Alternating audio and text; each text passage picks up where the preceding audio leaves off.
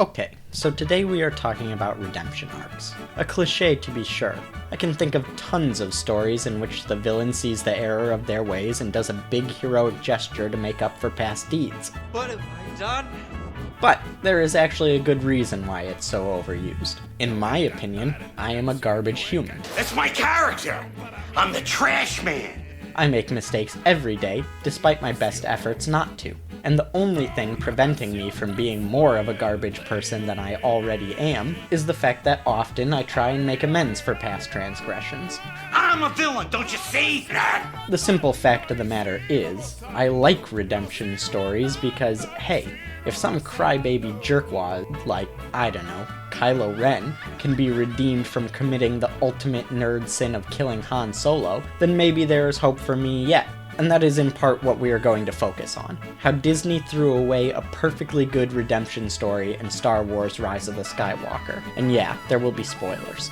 In Rise of the Skywalker, protagonist and block of wood Rey goes to the planet Exegol to show down with Emperor Palpatine, followed closely by Kylo Ren, who, having a heart-to-heart with his ghost dad, is now fighting for the good guys.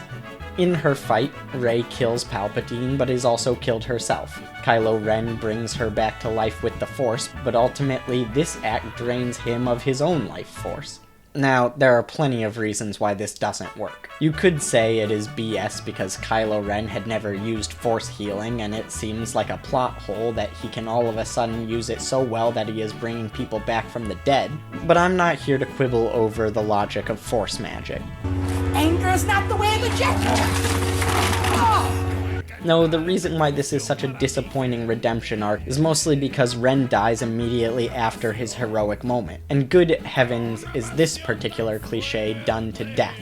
It's a really cheap way out of writing a more complex take on redemption. How much better would it have been if he had lived and now had to make amends with all the people in the Resistance, some of whom have had friends and family members whose deaths could be directly attributable to the actions of Kylo Ren. The reason this is a richer way to tell this story is because fundamentally it would have held within it the truth that redemption is not a one-time act, that changing from a garbage person actually takes daily practice, and not just one big sacrifice.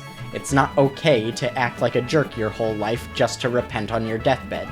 Maybe we're getting too deep into me being an armchair screenwriter, and I'm sure we all agree if needed, next time J.J. Abrams should give me a call instead. So now let's look at what a good redemption story actually looks like. There is a YouTuber by the name of Charles, with 3 Z's, who used to do videos trolling people in Second Life. If you don't know what Second Life is, it's a game where awkward teens and strange adults go to roleplay. You'd like that unwanted case of the crabs I had once. You're comparing me to sea creatures. I do not like this. In the video Carnival of Love, our protagonist, Esteban Winsmore, played by Charles with 3 Z's, is trolling a group of what appears to be awkward teens who are role-playing that they are vampires, and it's exactly as cringy as it sounds.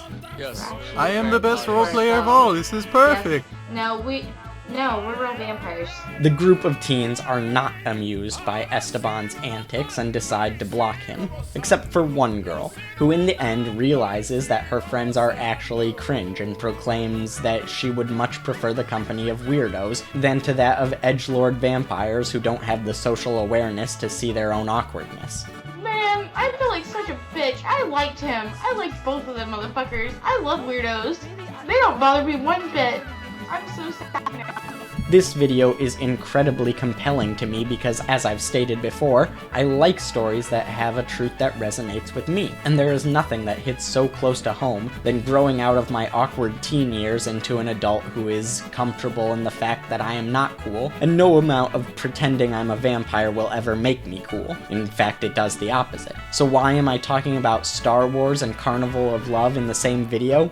Because I want you to realize just how trash Rise of the Skywalker was. That trolls on the internet are much more capable of creating a compelling redemption arc than all the money and writers at Disney ever could. It's pathetic.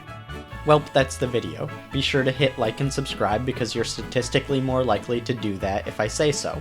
A big thank you to the randomer if he ends up editing this. If you guys don't know who the randomer is, he makes content similar to this except about anime. If that sounds like something that's up your alley, I've left a link to his channel in the description. Have a good one. I hope you have a wonderful life, because this is gonna hurt like a motherfucker.